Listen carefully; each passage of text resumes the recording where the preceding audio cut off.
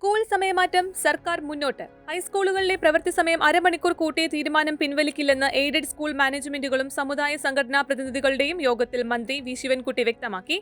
സമയമാറ്റത്തിനെതിരെ എതിർപ്പുയർത്തിയ സമസ്ത ഉൾപ്പെടെയുള്ള സംഘടനകൾ അത് സമ്മതിച്ചു.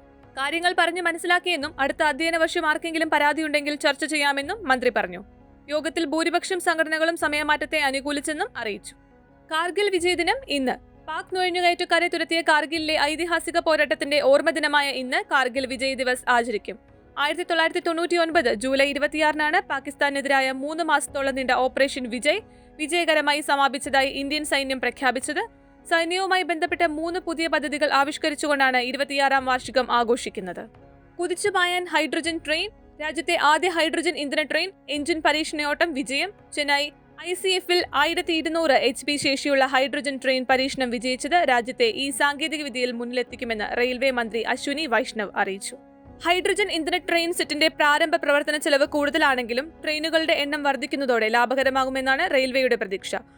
ഹൈഡ്രജൻ ഇന്ധന സെല്ലുകളിൽ നിന്ന് ഉൽപ്പാദിപ്പിക്കുന്ന വൈദ്യുതി ഉപയോഗിച്ചാണ് ട്രെയിൻ പ്രവർത്തിക്കുന്നത്. ആളില്ലാ വിമാനത്തിൽ നിന്ന് തൊടുക്കും മിസൈൽ. ആളില്ലാ വിമാനത്തിൽ നിന്ന് നിശ്ചിത ലക്ഷ്യത്തിലേക്ക് തൊടുക്കാൻ സാധിക്കുന്ന മിസൈൽ വിജയകരമായി പരീക്ഷിച്ചു. DRDO വികസിപ്പിച്ചെടുത്ത ഡ്രോണിൽ നിന്ന് തൊടുക്കാൻ സാധിക്കുന്ന precision guided missile V3 Andhra Pradesh കർണൂലിലെ നാഷണൽ ഓപ്പൺ ഏരിയ റേഞ്ചിൽ നിന്നാണ് പരീക്ഷിച്ചത്. ജില്ലയിലെ സ്കൂളുകളിൽ കൈറ്റ് 1850 റോബോട്ടിക് കിറ്റുകൾ വിന്യസിച്ചു.